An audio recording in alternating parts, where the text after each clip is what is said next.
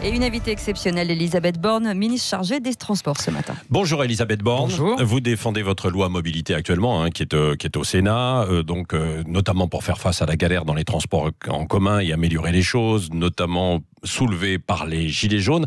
Il y a un autre problème qui a été soulevé par le mouvement des Gilets jaunes, c'est le coup de chaud à la pompe. Là, on voit que les prix de l'essence continuent d'augmenter, que le prix du diesel est même supérieur à celui de l'essence dans une station sur 5. Est-ce qu'il n'y a pas possibilité d'intervenir pour limiter cette hausse quand même ?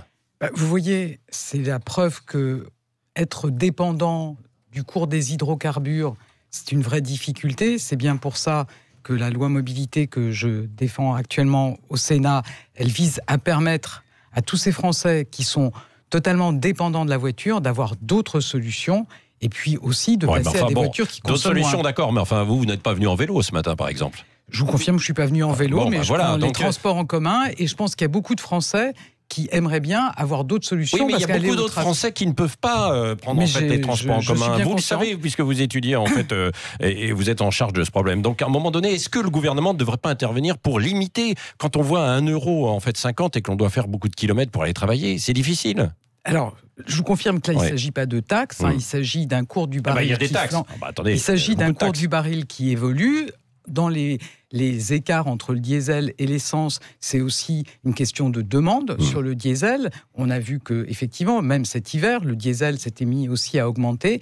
Donc, je pense que ça doit nous conforter dans l'idée qu'il faut effectivement proposer d'autres solutions. Et vous me dites, il n'y a pas d'autres solutions. Je pense qu'il y a beaucoup de Français qui aimeraient bien qu'on remette leur réseau ferré en bon état. C'est bien ce que je porte dans le cadre de la loi. Investir plus pour remettre les réseaux en état, pour sortir d'une France à 2 vitesses. Oui, mais on a du mal à consacré comprendre, beaucoup Elisabeth d'argent. Borne. Parce qu'à un moment donné, on a dit qu'il fallait fermer les petites lignes parce qu'elles étaient plus rentables. Et puis c'est pas moi. Moi, j'ai jamais dit ça. Non, ça, je peux vous assurer que j'ai jamais dit ça. Moi, j'entends les Français qui ont un sentiment d'injustice, qui disent pendant qu'on a fait des TGV pour les métropoles, on a laissé les voies ferrées, les réseaux ferrés, les routes se dégrader. Et c'est bien le sens de la réorientation de la politique que je porte, investir pour remettre notamment ces lignes ferrées en bon état, parce qu'on a beaucoup de Français, vous savez, quand vous habitez à Rouen, vous mettez une demi-heure de plus pour venir à Paris que vous ne le faisiez il y a quelques décennies. Et ça, c'est insupportable d'avoir à la fois des lignes à grande vitesse qui rapprochent Bordeaux, par exemple, de Paris, et dans le même temps, vous mettez plus de temps pour aller de Limoges à Paris,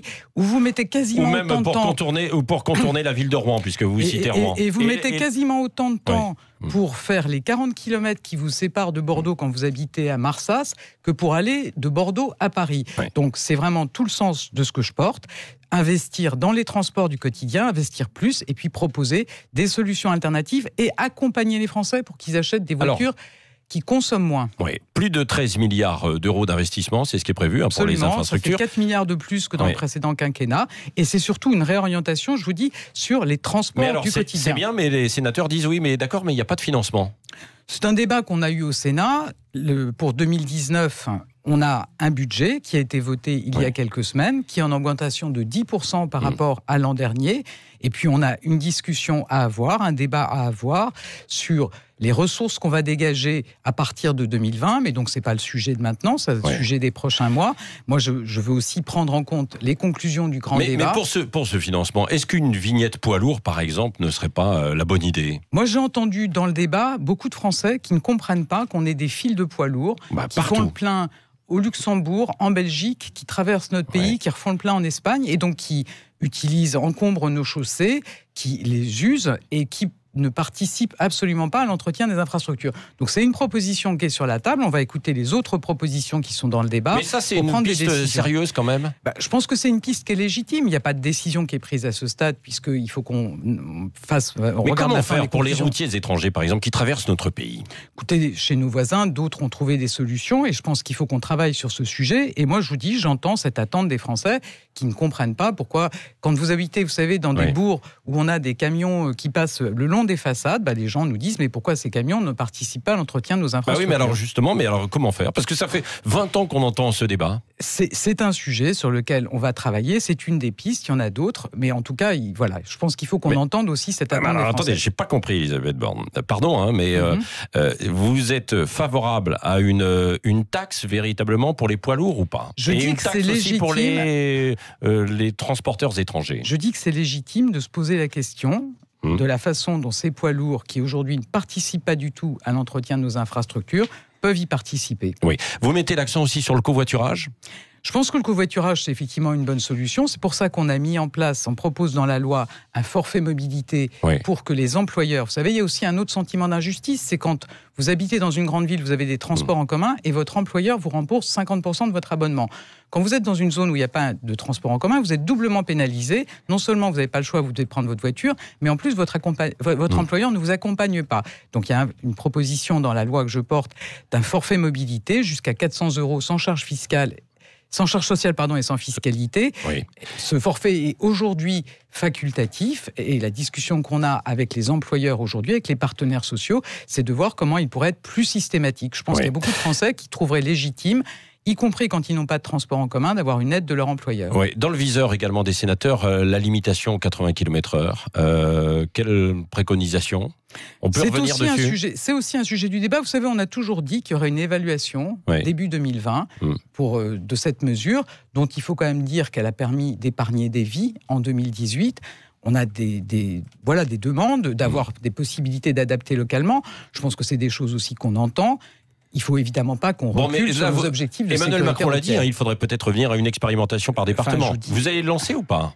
Ça fait partie des propositions qui sont sorties dans le débat, et donc on verra comment on peut, le cas échéant, donner plus de souplesse au niveau local. Dans le grand débat, vous voulez dire que peut-être que dans les semaines qui viennent, donc on va y revenir. C'est des propositions qui sont aussi sorties dans le grand débat, oui. Un dernier mot de la réforme de la SNCF. Laurent Mauduit en parlait tout à l'heure. Est-ce normal que c'est le réseau, justement, SNCF Ferré qui négocie actuellement avec la concurrence ? Ça fait partie, effectivement, de la nouvelle organisation. Vous avez...